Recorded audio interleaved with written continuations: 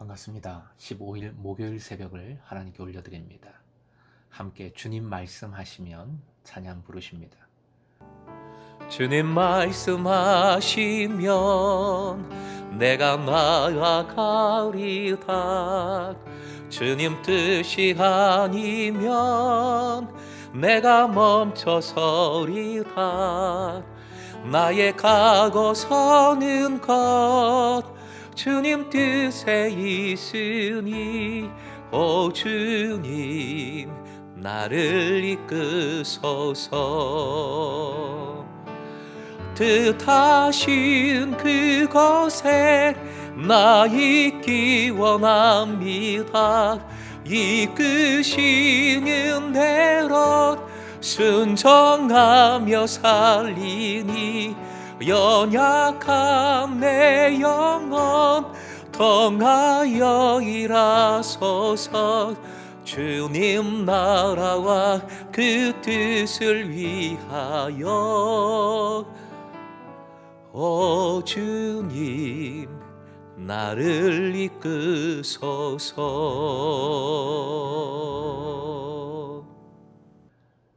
오늘 말씀은 창세기 21장 8절에서 21절까지입니다. 함께 읽겠습니다. 아이가 자라매 젖을 떼고 이삭이 젖을 떼는 날에 아브라함이 큰 잔치를 베풀었더라. 사라가 본즉 아브라함의 아들 애굽 여인 하갈의 아들이 이삭을 놀리는지라. 그가 아브라함에게 이르되 이 여종과 그 아들을 내쫓으라.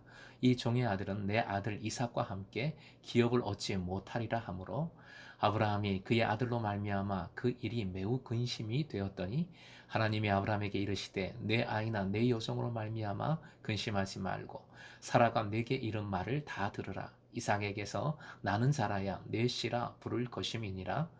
그러나 여종의 아들도 내 신이 내가 그로 한 민족을 이루게 하리라 하신지라. 아브라함이 아침에 일찍이 일어나 떡과 물 한 가죽 부대를 가져다가 하갈의 어깨에 메어 주고 그 아이를 데리고 가게 하니 하갈이 나가서 부엘세바 광야에서 방황하더니 가죽 부대에 물이 떨어진지라 그 자식을 관목 덤불 아래에 두고 이르되 아이가 죽는 것을 참아보지 못하겠다 하고 화살 한 바탕 거리 떨어져 마주 앉아 바라보며 소리내어 우니 하나님이 그 어린 아이의 소리를 들으셨으므로 하나님의 사자가 하늘에서부터 하갈을 불러 이르시되 하갈아 무슨 일이냐 두려워하지 말라. 하나님이 저기 있는 아이의 소리를 들으셨나니 일어나 아이를 일으켜 내 손으로 붙들라. 그가 큰 민족을 이루게 하리라 하시니라. 하나님이 하갈의 눈을 밝히셨으므로 샘물을 보고 가서 가죽 부대에 물을 채워다가 그 아이에게 마시게 하였더라. 하나님이 그 아이와 함께 계심에 그가 장성하여 광야에서 거주하며 활 쏘는 자가 되었더니 그가 바란 광야에 거주할 때에 그의 어머니가 그를 위하여 애굽 땅에서 아내를 얻어 주었더라. 오늘의 기도 제목, 주님 사랑 안에서 어떤 상황에도 절망이 아니라 희망을 노래하게 하소서. 주님 사랑 안에서 어떤 상황에도 절망이 아니라 희망을 노래하게 하소서. 아브라함이 복의 근원이라는 약속의 큰 맥락 속에서 본문은 하갈과 이스마엘에 대한 하나님의 큰 은혜를 담고 있습니다. 태생적으로 차별당할 수밖에 없는 하갈, 이방의 애굽인이며 여자 노예인 하갈의 통곡을 기도로 받으시고 들으시고 하나님께서 찾아오시어 새 생명을 주십니다. 하나님과 이런 극적인 만남을 그것도 두 번이나 체험한 사례가 성경에는 없지요. 놀라운 하나님의 은혜입니다. 하갈의 입장에서 오늘 말씀을 상고해 보고자 합니다. 아들 이스마엘이 우리 BTS 공동체 정도 자랐을 때에 놀랍게도 주인 사라에게서 이삭이 태어납니다. 하갈에게는 절망이지요. 자신이 낳은 아들이 아브라함의 대를 이을 것이라는 소망을 가지고 있었을 터인데 그 희망이 산산조각이 난 것입니다. 이삭이 젖을 떼는 날이었어요. 당시 아기들은 대략 3살경에 젖을 떼었고 이때 우리나라 돌잔치처럼 잔치를 벌였습니다. 이 잔치의 현장에서 사라는 이삭을 희롱하는 이스마엘을 발견합니다. 악의적으로 희롱한 것인지 그냥 논 것인지는 원어상 잘 몰라요. 어쨌든 분개한 사라는 아브라함에게 여종과 그 아들을 내어 쫓으라 명합니다. 쫓으라는 것은 모든 법적인 권리, 아들의 권리를 빼앗으라는 것이지요. 사라는 하갈과 이스마엘이라는 이름을 입에도 담기 싫은지 여종과 그 아들이라고 표현하면서 내쫓으라 말합니다. 고민하던 아브라함에게 하나님은 사라의 말을 들어주고 걱정하지 말라시며 이삭에 의한 후손을 다시 약속해 주시지요. 이스마엘도 져 주시겠다 약속해 주십니다. 그 약속을 의지해 하갈과 이스마엘을 집에서 내보냅니다. 아브라함 집이 그랄에 있었으므로 애굽은 남서쪽, 부엘세바는 남동쪽입니다. 여기서부터 파란 사막이 시작이 되지요. 평소 애굽 고향을 바라보며 그리워했을 하갈이 남서쪽, 서쪽으로 안 가고 동쪽 반대길인 사막으로 들어간 것만 봐도 하갈의 충격이 얼마나 컸던지를 잘 알 수 있습니다. 헤매다가 결국 물과 먹을 것까지 사막에서 다 떨어져 버렸습니다. 하갈은 목이 말라 다 죽어가는 아들을 관목 아래 눕힙니다. 관목 아래 아무 소용없어요. 방어하던 곳이 황폐한 사막이라 고통스러운 태양빛을 가릴 만한 큰 나무가 없었던 것이지요. 16절 목마름과 열로 인한 고통으로 아들은 울음을 터뜨립니다. 이런 사막에서 100m만 걸어도요. 도저히 걸을 수가 없어요. 막 땀 범벅이 됩니다. 고통스럽습니다. 지금 죽음의 지경에 놓인 겁니다. 그의 울음이 하갈의 가슴을 찢어 놓았을 겁니다. 내 자식이 죽는 것을 참아보지 못하겠다며 하갈은 이스마엘과 살 한바탕, 그러니까 화살을 쏘아 꽃을 거리쯤 떨어집니다. 하지만 자식을 어찌 외면할 수 있겠습니까? 괴로움으로 울고 있는 자식을 멀리서 바라보며 결국엔 피를 토하듯 울음을 터뜨립니다. 전에 개역 한글 성경에서는 방성대곡이라 표현했어요. 방성대곡. 여러분은 방성대곡을 해보신 경험이 있습니까?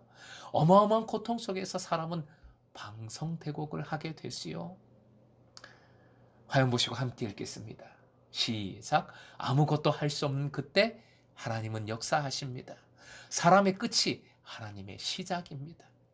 이것이 오늘 본문을 통해 주시는 하나님의 가르침입니다.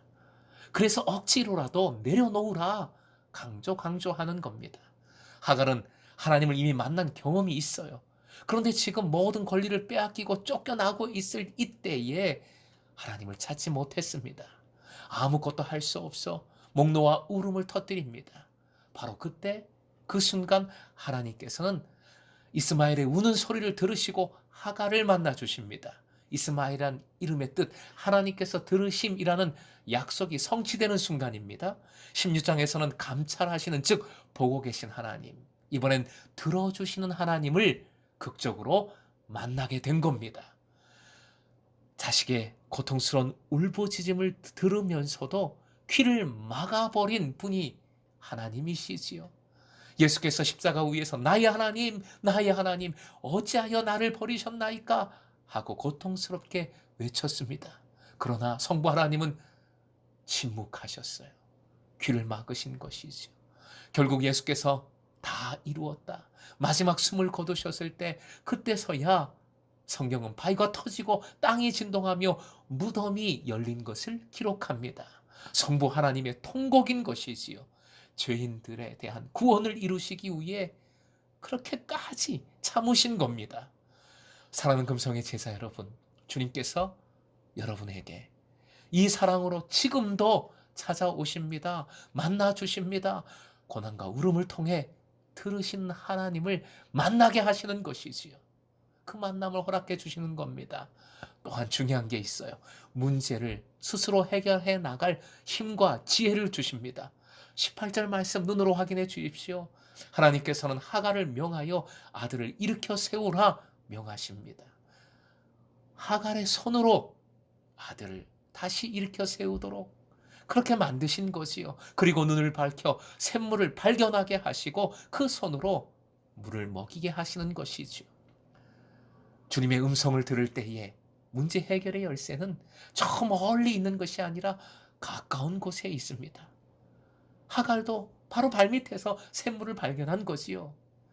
하나님의 뜻에 순종하여 나갈 때에 하나님께서는 어두운 눈을 밝혀 바로 그 문제 해결할 수 있는 방법을 깨닫게 보게 해 주시는 것이지요. 사랑하는 금성의 제자 여러분, 오늘도 낭망하여 갈 길 몰라 방황하는 순간에 주님은 여러분과 함께 하십니다. 일으켜 세워주십니다. 그 사랑 붙들어 일어서십시오. 눈을 들어 생명수 되시는, 진짜 생명수 되시는 예수님을 바라보십시오. 믿음으로 절망이 아니라 희망을 노래하는 여러분 되시길 주님의 이름으로 축원드립니다.